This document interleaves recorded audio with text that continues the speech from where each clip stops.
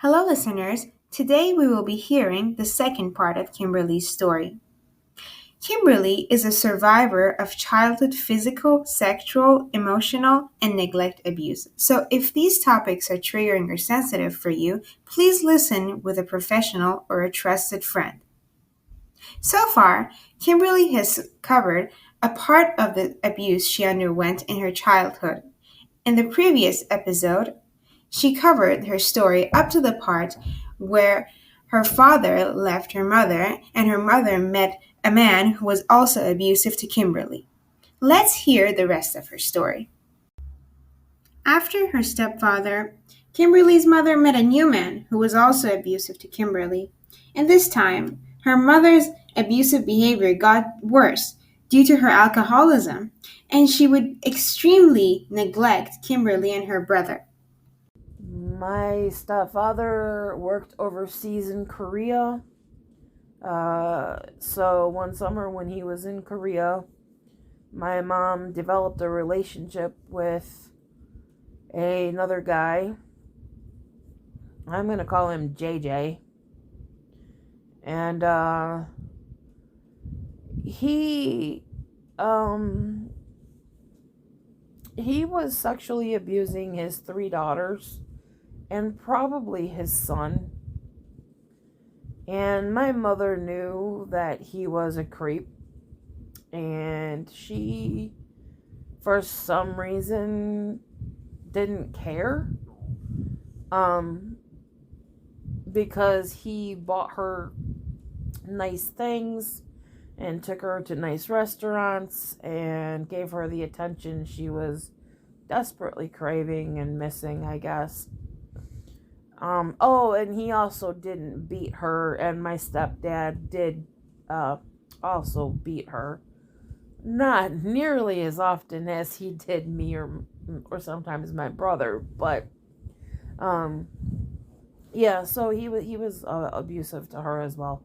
JJ treated her nice, I guess, and he was given permission to discipline me when he felt that I deserved it, or when she said that I had been bad, which mostly I'm going to say, and not that I actually 100% remember because I don't, but I believe that she told him that I deserved to be punished way more than I actually ever was in trouble for.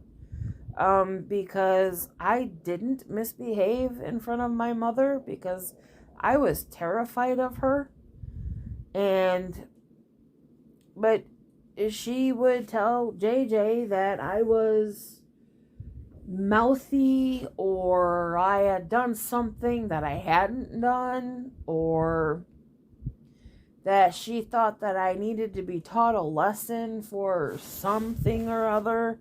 And she would get this evil look in her eye and this nasty smirk on her face, and my blood would run cold.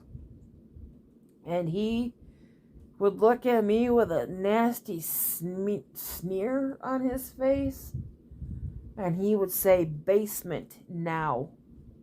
And that is just something I just didn't ever want to hear from his mouth. Because in that basement, he not only beat me with a belt, but he also sexually molested me. And I'm sorry, but I don't really want to go into the detail of it. But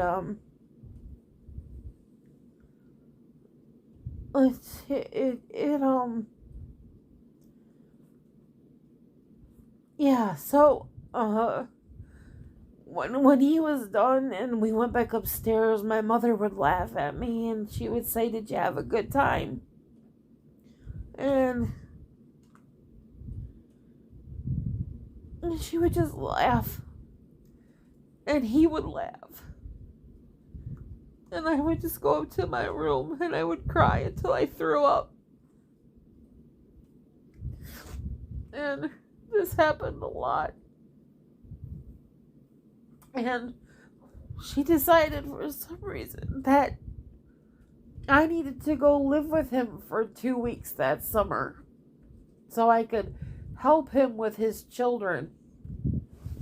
And so for 2 weeks, I went and lived at his house and I took care of his kids. And I don't remember that 2 weeks very clearly because I think my mind has chosen to block out a lot of things that happened because I have no doubt whatsoever in my mind that things happened that I hope I never get to remember because I don't want to. But what I do remember is that nothing I did was ever good enough, and I was always in trouble, and he'd always find reasons to hit me or smack me around or whatever. And this one incident sticks out the most to me. I don't know why. Actually, there's two incidences that really, when I think about that time frame, these two things just really stick out. One is they had a tree swing that was way out towards the end of their property that was up next to a cornfield. And I remember I was sitting out there on the swing and I was thinking about how I didn't want to be alive anymore. And I was like 9, maybe 9, yeah, I was around 9. And I was just sitting on the swing with the wind blowing my hair around, and it was a really beautiful sunny summer day, and the birds were chirping, and it felt like a beautiful summer day. But it was a beautiful summer day, but I didn't feel the summer day. I felt that I wanted to be dead. That even though the sun was bright and shining and the birds were chirping, all I felt was, and it was a very hot day, but I was cold. I was very cold. And everything was very dark. And even though I heard the birds chirping, they didn't sound like birds to me. I don't really know what they sounded like, but it wasn't a pleasant sound. It was like a screeching sound of, I don't really know. I just think that my brain took a beautiful sunny day and turned it into the night. I don't remember what happened after that. But anyway, eventually, I did get to go back home, and my stepdad came home from Korea not long after that, and JJ went away, except for the times that my stepdad had long retreats places, and JJ would come back, and oh, how much fun. But anyway, and when my stepdad came back, of course, all his crap came back too, and my mom's drinking was just getting worse and worse, and it was to the point that she was locking my brother and I out of the house all day long with no food and no access to a bathroom in the middle of the freaking hottest days of summer. And we had no way to get a drink. I mean, we had the garden hose, I suppose. We had no food, we had no toilet, we had nothing. And I remember that at the young age that I was, I'm sorry, I gotta step ahead. The JJ thing happened when I was 9, and what I'm now talking about happened when I was 8. So at 8 years old, or between 7 and 8, I'm sorry, I started having to mother my brother because my mother started drinking and neglecting both of us. So I was having to make sure that my brother had food when there was food that we could eat. Because a lot of times my mother would drink the food money away and there would be no food. And we spent many, many hungry days and nights. And it's just, it's really difficult to remember all this stuff. But I just remember one day in particular. I mean, our neighbor knew what was going on. They knew because they would see my brother and I locked outside trying to get in, banging on the door. Mom, let us in. We've got to go to the bathroom. Mom, we're hungry.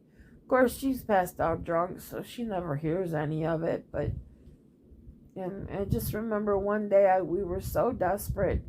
We were so hungry and so hot and had to go to the bathroom so bad. And we went to our neighbor's house and I said, can we please use your bathroom and can we please have a glass of water? Because my mom has locked us out of the house again. And the neighbor just looked at me and said, don't ever come back over here again because I don't want to get involved in your life or your problems or whatever, something to that effect. And she slammed the door on our faces. And I just felt so incredibly alone and scared and lost and confused. And at some point, I remember I developed the mindset to, when we had food, I would sneak bits of it out to the garage. And I snuck a blanket out there, and I snuck some toys that my brother and I liked, but didn't always need to play with in the house. And I found an old bucket in the garage that I turned into a toilet for us. And I snuck out a roll of toilet paper, and I put all these things in an area of the garage that my mother or stepfather at the time it was just my mother, but they wouldn't be found by somebody just coming through the garage, and only I knew where they were. So on the hot days of summer and into the cold days of winter, I made sure that I had snacks and blankets, and we just drank out of the hose because we didn't have bottles of water back then, and so I couldn't put bottles of water in the box. So, and we didn't get pop because we weren't allowed pop. So, and even if we did, we wouldn't have had the little bottles or cans or anything. It would have been 2 liters. So, we drank from the garden hose, and whatever I was able to sneak out of the house and put in the box is what we ate. And we had a bucket to go to the bathroom, and the toilet paper that I snuck out there, and the toys, and we would just put the blanket down on the garage floor, and we would spend the day in the garage. Kimberly was raped at the age of 10, and after that, she made her first suicide attempt. Let's go to the age of 10.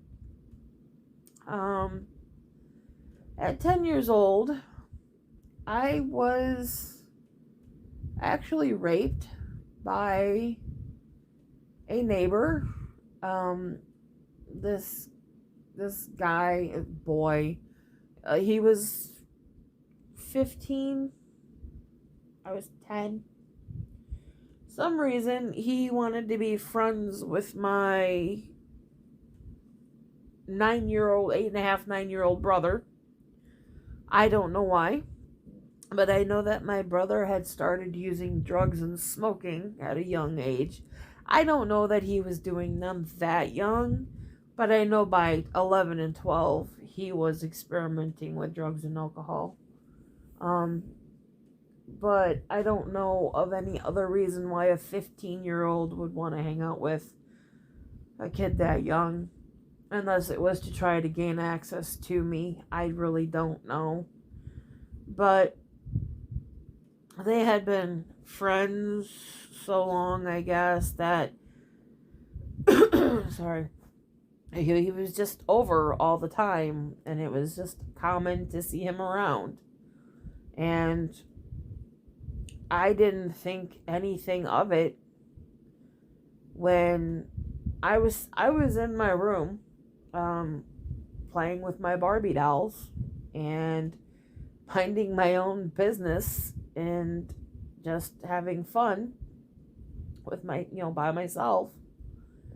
And I remember I had spent the day cleaning my room before I was playing with my dolls. So I was pretty proud of myself for what I had done in my room and how it looked. And it didn't occur to me that it was weird that this boy was all of a sudden standing at my door. And when I don't know where my brother was. I don't even know if he was home at that point. I mean, I don't know. I don't know how he got into the house. I don't know anything other than all of a sudden he was at my bedroom door, looking at me in a way he had never looked at me before. Oh, actually, I'm skipping ahead, and I'm very sorry about that. But I just remembered. Prior to this attack, I remember he had started trapping me in places where he could then grope me, and I would always push him away and tell him no, and I would, um, I would just, it was a confusing time for me mentally because I had hit puberty at 8. So, I mean, I was already going through, adolescent hormones and, the sexual impulses that come with maturity and teenage years. And even though I wasn't a teenager, I had hit puberty so young that I was experiencing the same things that a teenager does, with in regards to sexual curiosity. So even though I wasn't asking for or wanting any of this contact that was going on with this guy, and I did push him away and I did tell him no, it also was after it had gone on for just a little bit because I was confused. Because while it, was exciting in a weird way, it was also something I very much didn't want. So, and my mother,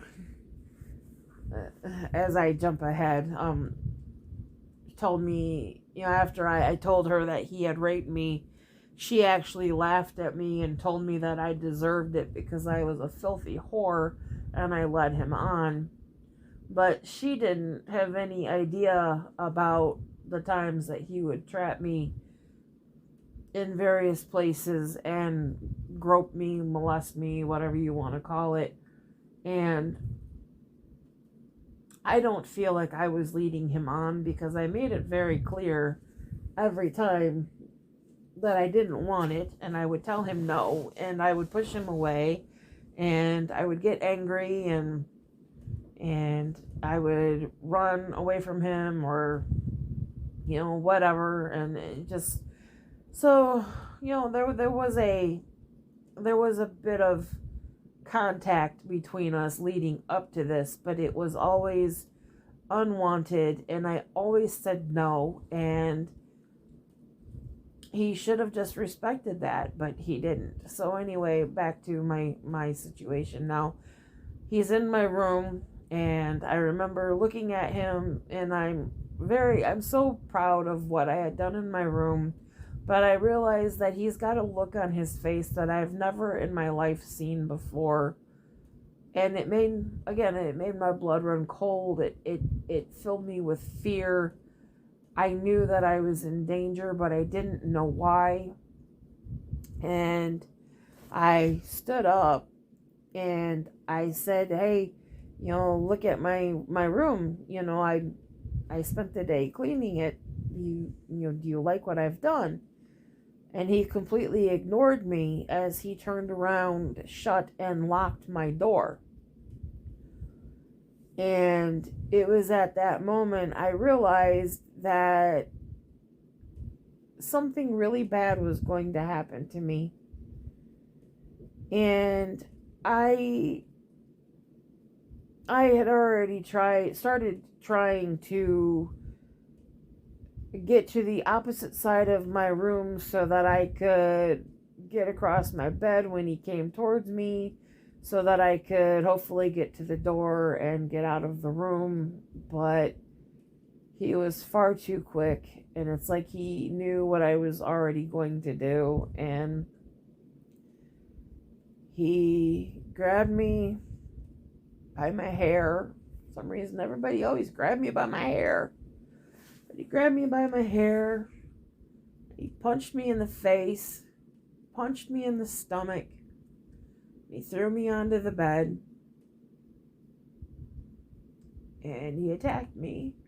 And I kept screaming no. And I kept trying to punch him and claw at him and thrash my way out from underneath him. And I was just screaming and screaming and screaming. He punched me and he slapped me in the face so hard that I saw stars and felt like I was gonna pass out. And he just kept punching me in the stomach. And also, just now remembering, not long before this, I had just gotten out of the hospital because I had a peptic ulcer. I developed an ulcer between 9 and 10 years old because of all of the abuse that I was going through. And while I wasn't able to tell my doctors, what was going on at home and why a child of my age would have an ulcer that was typically brought on by stress that they would see in older adults that worked highly stressful jobs, etc., but I couldn't tell them why I had this ulcer because I couldn't tell them that I was being abused because I was too afraid. And anyway, so he's punching me in the stomach where my ulcer is, and it was just so horribly awful. And the sickest part of all of this isn't the fact that I'm being raped at 10 years old. While that is pretty disturbing and sick, but the sickest part is my mother was in the room right next to me, and she was so passed out drunk that she could not hear her daughter screaming and begging for help as she was being viciously, violently, and sexually attacked. And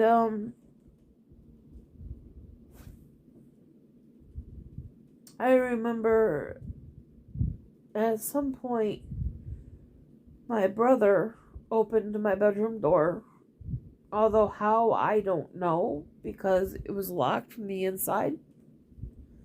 So I'm thinking he must have had a hanger or something to stick through the little knob thingy that can unlock it, or I don't really know, but somehow my brother opened my door, and the neighbor jumped off of me and